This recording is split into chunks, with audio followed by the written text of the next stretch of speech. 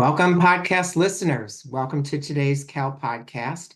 The California Association of Healthcare Leaders is an independent chapter for the Northern and Central California region, chartered by the American College of Healthcare Executives. CAHL serves healthcare executives in 50 of California's 58 counties, and our vision is to be the premier professional society for healthcare leaders in our region, advancing healthcare excellence and healthcare leadership, and improving the lives of the communities we serve. These podcast episodes are meant to provide thought leadership on numerous healthcare topics from our CAHL members and their allies. Today, we welcome Daryn Kumar. Daryn Kumar's journey in healthcare and leadership was deeply influenced by his parents, both registered nurses. He embarked on his healthcare career as a radiological technologist in the United States Air Force. Over nearly a decade of active duty, he honed his skills and later transitioned into leadership roles with Tenet and Sutter Health. Currently, Daryn serves as the president and CEO of Dignity Health St. Francis Memorial Hospital and St. Mary's Medical Center in San Francisco. With over 30 years of healthcare experience, most notably in C-suite positions, Daryn brings a wealth of knowledge and expertise to his role. A member of ACHE since 2004, Daryn is dedicated to advancing healthcare leadership. So welcome, Daryn. Thank you, Michael, and good morning, everybody. So Daryn, you really bring a very interesting perspective because as we talk about authentic leadership, you've worked in the military, you've worked in non-for-profit, you've worked in non-for-profit and faith-based organizations. And so as a leader, you've needed to, maybe you have or not, had to pivot to be able to work in these different environments. And so overall, what does an authentic leader mean for you?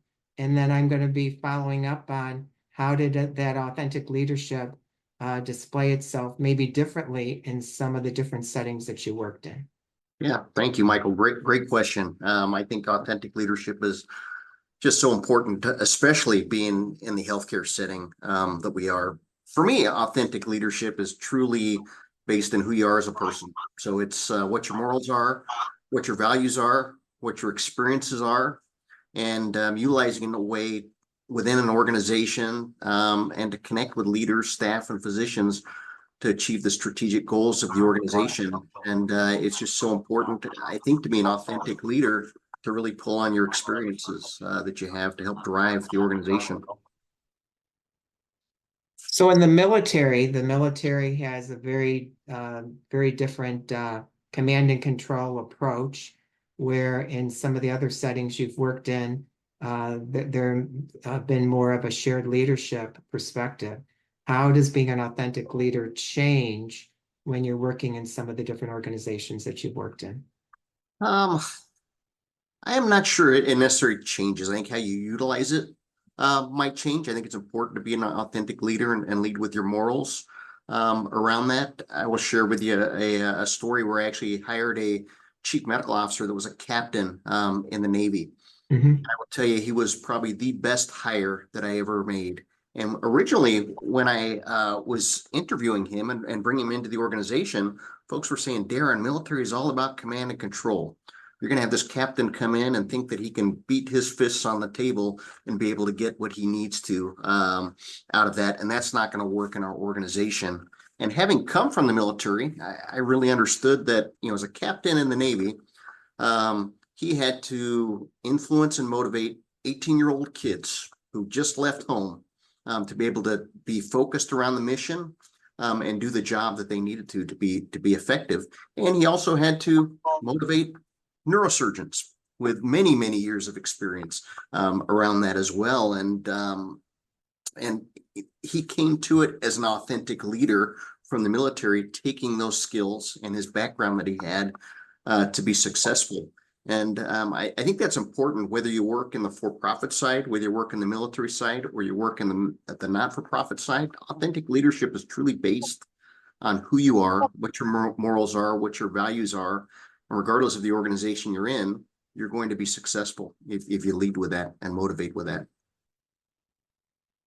Unlike some of our other leaders that have only worked in, let's say, non-for-profit, what are some of the different ways that these four distinct organizations, what are they calling upon their leaders to be able to be and to do? Because again, in the military, in the for-profit, and the non-for-profit, and then in the faith-based groups, they're calling, while there may be common things that they're calling, there may be some things that may be different. And so share with me some of the similarities as well as some of the differences. Well, I think, regardless of the organization you're in, whether it was the military, whether it was for profit, or whether it was not for profit or faith-based, right?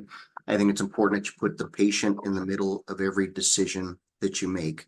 And I think to be an effective leader and an authentic leader, you have to lead with that, putting the patient in the middle. There are organizations I've worked with in the past where I didn't feel like that was the culture within Right. the organization, Right. right? And I think as leaders, to be authentic to yourself and then also to be authentic to the people that you're leading with the organization, you've got to determine yourself, is that a situation that I can continue to be in and lead and be Mhm. authentic in that, or is that an organization that I'm not going to work for anymore? I've had tremendous experiences at all the organizations I've worked for, but there's also been periods of times within those organizations where I've had to look internally and say, can I be authentic? Because the only way I know to be successful as a leader is be authentic to myself and display that. And if I can't, then I've got to look at, maybe it's a different time for me to be able to do that. And there's different times within organizations as well. And it also depends on leadership within those organizations and changes that happen around that as well. But I always lead, regardless of the organization, with how can I be authentic? Because that's the only way I know how to lead around that. And I don't think it's necessarily different in organizations, other than you might be challenged at different times within that organization, depending on what's happening around that.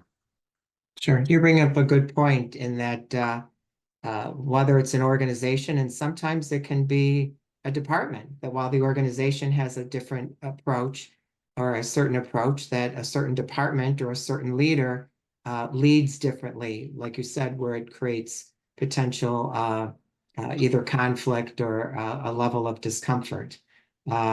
Also, when you look at the different approaches that organizations have, sometimes the strategies they have can be very physician-centric or very employee-centric and not patient-centric, and trying to look at that. So can you share with me a story of where your authenticity was challenged because of some difficult decisions that needed to be made, and you don't need to identify the organization, just to be able to indicate how you navigated through some of that difficult decision making to be an authentic leader?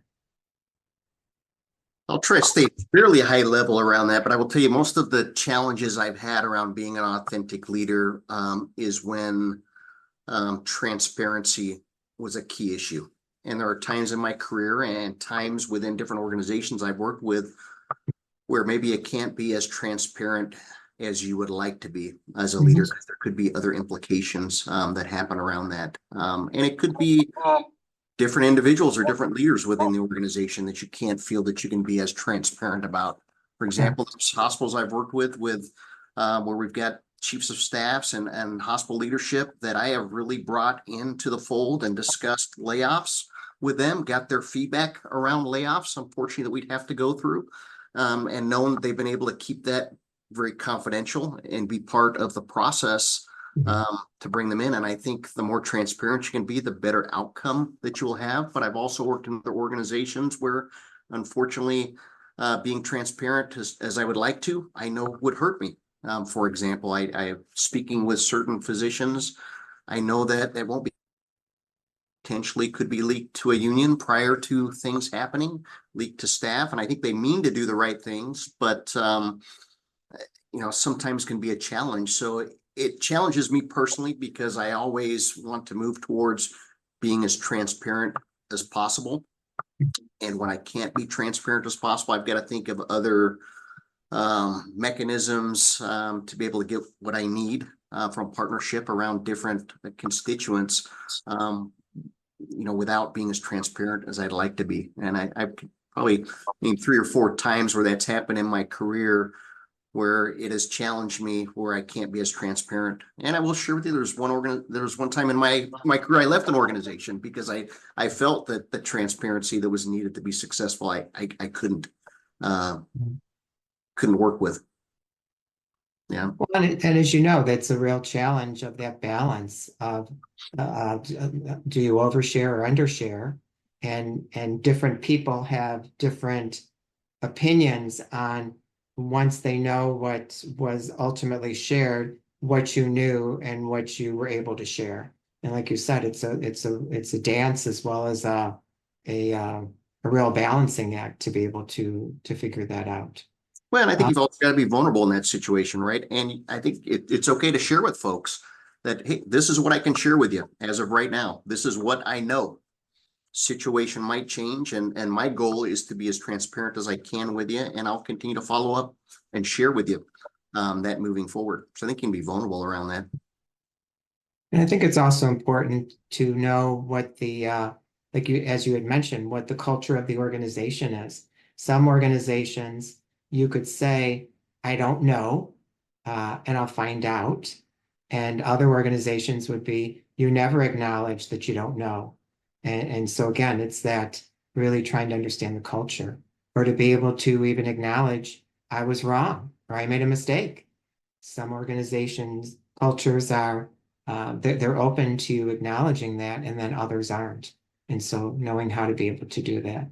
So how does that so how do you foster that culture of authenticity within your teams or within your organizations? You've had a lot of experiences in different organizations. So what are some of the things that our listeners would be interested in hearing from you in terms of how do you foster that culture of authenticity?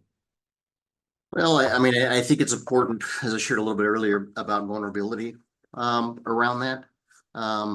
I lead with who I am as an individual. I lead with what my mission and what my values are. I always lead with I am a product of my parents who became nurses later on in life. My mom was a nurse's aide when I was first brought into the world. My dad was an OR tech, and just hearing the stories that they shared with me about how tough it was doing the work that they did, but how they made a difference in folks' lives every single day. I always lead with that when I talk with folks on new employee orientation, let them know kind of where I come from around that. And I think it's really important that we role model that. I'll share with you another story around HRO and high reliability organizations. I've been very fortunate in my career where I've got to lead HRO initiatives at a number of different organizations I've worked with. And I always share with staff that when I was an X-ray tech, I accidentally injected the wrong medication in a Yeah. patient when I was in the Air Force. I didn't come to work that day, meaning to do harm for that patient. And I will tell you, it's something that sticks with me to this day. Fortunately, there was no harm that occurred to that patient, but there was harm that could have occurred to that patient through that process. And yes, I should have been more careful in making sure I pulled the right medication. But we also learned that why did we have this ampule that looked exactly like this other ampule in the exact same box? It didn't Right. make any sense for that to happen, right? And we were actually able to change that. And I share that because I want folks to know it's happened to me. So if it's happened to me, it can happen to them. I think it's important that we hear from folks when these issues happen, and also let folks realize, especially from an HRO perspective, it's extremely important that people are vulnerable and people share those situations so that we can be successful moving forward. So I, I think it's important for me as an authentic leader that I share my experiences, my Mhm. backgrounds, so that folks know, for me personally as the leader within the organization, I do understand and I do empathize with some of the challenges that we have as well. But I also want to be part of the solution as a leader perspective and working with our teams and our staffs to be able to do that. So I just think role modeling authentic leadership is just so important. And when people see that, one, they feel much more comfortable, and then they role model that across the organization as well. And what you've really shared is that you're leading by example, and that you've come up through the ranks into the role that you're in today, and that you're leading by example, and that you're giving people a psychological safety where they can speak up and where someone is, well, come on, let's be more productive, let's move on, and they don't have time to think, and so they end up making mistakes, and so you giving them that permission to have that psychological safety is so important. Well, and So being consistent about it, right? I mean, it can't be just you bring this up at these specific times. You've got to continue to lead that way. well, and you also the word you used was vulnerability to show that you can be vulnerable with each other and people won't get in trouble by being vulnerable. And that while we want to build on our strengths or really emphasize our strengths, that we also need to have that vulnerability to indicate where we're not strong and when we're not, how can we seek help from others? So you had talked about values and you leading with your values, and you've worked in different organizations that have different values. And how how how as your values are consistent and they may be different from the organizations that you work with, how do you align your values with the organizations that you work with, which may have different values? Well, I mean, sometimes you have to translate the different values within the organization to your values. And there's the hard values that you see on the wall, right? And I think most people will not argue with most of the values that you see on the wall. But there's certain times in certain organizations where those aren't necessarily the values that are truly valued by the organization, right? So I've got to at times translate, whether it be the hard values or more importantly, the underlying values within the organization. How do I take those values and run them through my filter of values? And then I've got to determine myself, can I be an authentic leader and translate those values in a way that puts the patient in the center of everything we do, and more importantly, the employees who take care of that patient in the center of everything that we do. And I find myself at times working really hard to be able to do that. And then I'll go back to what I'd shared before is there's times where that might not align and you're not able to run that through your filter. And then you've got to determine yourself as a leader, is this the type of organization that I want to continue to work for? Because it won't allow me to be an authentic leader, or do I need to find another organization that aligns with me around that as well? So like I said, values are more than the words on the wall. I don't think anybody will I don't think there's any organization I've worked at from a healthcare perspective where those weren't the right values for the organization. But depending on what's happening with the organization, once again, the soft values sometimes change. Yeah, I found that talking through what those values mean in terms of actual behaviors and hearing from different people that are coming from very diverse backgrounds to be able to see what what that means to them, then it helps us to talk it out and to be able to figure out how we can work together to be able to achieve the goals of the organization. I'll just show So you just another example. I mean, working for a Catholic organization. I've worked for Dignity Health for 5 years now. And it's the first time I worked for a faith-based organization. Mhm. And obviously don't want to turn it into a political podcast, but there's different feelings around Catholic healthcare depending on who you speak to around certain things. And in my mind, as I've joined this organization, I've had to kind of balance those types of things within my head as well around that. And yes, there are some implications of being a Catholic health organization where there are ethical religious directives that don't allow certain things to occur. and I'm not going to make a political comment on whether that's right or wrong, but I will also say there's so much positivity that's come from healthcare within the Catholic faith and within, I would say, just religious health, faith-based healthcare to begin with, that sometimes gets overshadowed by some of those things as well. And I have had staff that we've interviewed for leadership positions that have kind of worked through that process in their head and asked me how I feel about working for a faith-based organization, and does that allow you to be an authentic leader within a faith-based organization? And I have definitely found that to be the case working for a faith-based organization. And I can also go back and just in the history of these two hospitals in San Francisco, St. Mary's and St. Francis.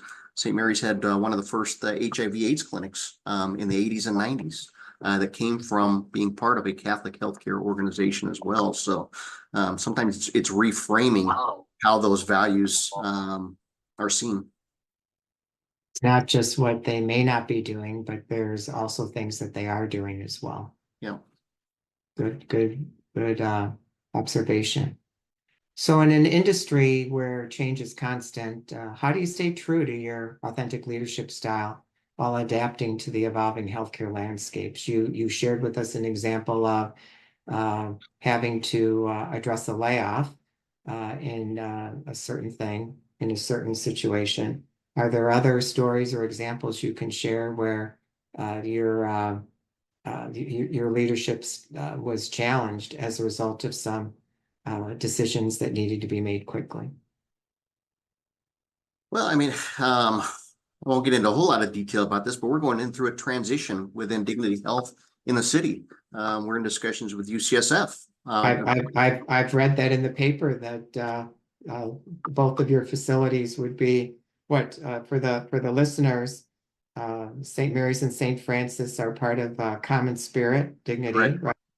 And that the newspapers have indicated that there's discussions about University of California, San Francisco, or UCSF acquiring those two facilities and then being part of UCSF and no longer being part of Common Spirit. So that's what I've read in the paper. So you can it's pretty accurate. You can provide us with some color commentary from their doing. No, it's pretty accurate, and it has been a challenge for these two hospitals in San Francisco for a number of years, both from a financial perspective and also part of being an integrated healthcare system in San Francisco is so important, and we're not as integrated as we currently are, and with UCSF that will bring that forward. But with that, I think also comes feelings of a loss of identity. And I would say, yes, a loss of identity of human kindness and Dignity Health and who these hospitals have been for a period of time, but also a loss of identity for many, many, many years. St. Mary's Medical Center started in 1857 by the Sisters of Mercy. There's a lot of pride in this hospital by physicians and our staff, and there should be about what's happened. In 1905, St. Francis Memorial Hospital started by 5 physicians and has a history around that as well. So there's a lot of change that's happening within our organization. And I think people can look at that change and say, what does that mean? What does that mean from a values perspective, right? Are we losing our values because we're not going to be a faith-based organization moving forward? So it's important for me to be transparent and be authentic about what I see the difference of being a faith-based organization and what our future would look like if we stayed where we currently are versus what the future will look like, potentially look like by becoming part of a San Francisco and I would say Northern California integrated healthcare system as UCSF Health is. But I think the most important part of that is listening to people. We've done a lot of work listening to our communities, listening to our physicians, listening to our staff to understand what their concerns are. And it's important to show empathy to those concerns because there is a sense of loss and grief, but there is also a sense of renewal for these two hospitals in the city as well. So I always say as the chief executive officer, I'm also the chief cheerleader for this hospital, right? I've got to be authentic about it. So I can't sit here and say rah rah for something I don't believe in. Right. But it's extremely important for me to get into the detail and understand why this is so important for this hospital moving forward, and then be an authentic leader and share that and to be as transparent as I can with our folks around that. And then also, show empathy around some of the concerns our staff have are the exact same concerns I have as the CEO, whether it be the CEO of the hospital and concerns around what these hospitals look like from a city perspective and a strategic perspective, or even my own personal concerns. One of the big questions that continues to come up is what happens to our pension? What does our pension look like moving forward? That's something that concerns me personally as well, and is important to be able to answer that as well. So I've got to be authentic and vulnerable with our teams around that as well. But yes, you've got to morph. We started the discussion talking about authentic leadership and how do you change that. You've got to lead with your background, your experience, your morals and values, but you've also got to, depending on the situation, utilize that to steer the organization in the right direction. I've worked for Catholic healthcare systems as well, and that have integrated with non-for-profit or other entities as well. And one of the things interesting is when people say, well, nothing's going to change, what they needed to say is everything's going to change for the better. Yeah. And that Sister Irene Krauss, who was the president of the Daughters of Charity National Health System, used to say, no margin, no mission. And so it's the whole idea that we need to be good stewards of our resources and then through consensus develop collectively how we're going to meet the needs of the community. And that's going to change over time. What the community needed in 1857 was not necessarily what they needed or what they need today. Yeah. And so I think that really speaks true about people want answers that are definitive, and sometimes the answers are, well, it depends. Yeah. Or it's still under development. I'll share with you an interesting comment that came up at one of our leadership meetings just recently. And people at No Dignity Health, our branding is human kindness. And it is not just a tagline. There is something different around human kindness that really resonates and you feel within our organizations. And one of the new leaders that came into our organization said she joined because of human kindness and joined because when she came into the organization, she felt human kindness and felt it was different. And she had a concern that if we're not part of Dignity Health, human kindness goes away. And we had a really great discussion about human kindness isn't a tagline. It isn't a corporation, right? Human kindness is the culture that we build within our organization. And just because we will no longer potentially be part of Dignity Health and be part of UCSF Health in the future doesn't mean we lose who we are, what our culture is, and what our values are of an organization. Well said.